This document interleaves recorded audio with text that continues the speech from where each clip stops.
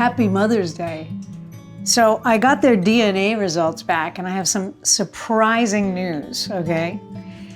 This dog, Mrs. Joan, is 41% Russell type terrier, admitting that there really isn't a breed, Jack Russell, and 10% unidentifiable, super mutt.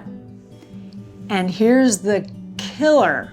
She's 31% mountain cur, which is a big hunting dog.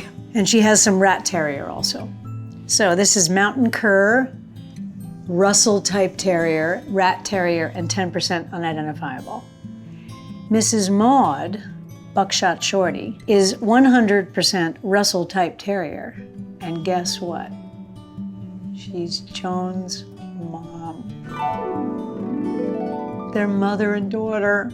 Isn't that the most heartbreakingly beautiful thing? The only thing is I'm making her spend the rest of her life with her mother.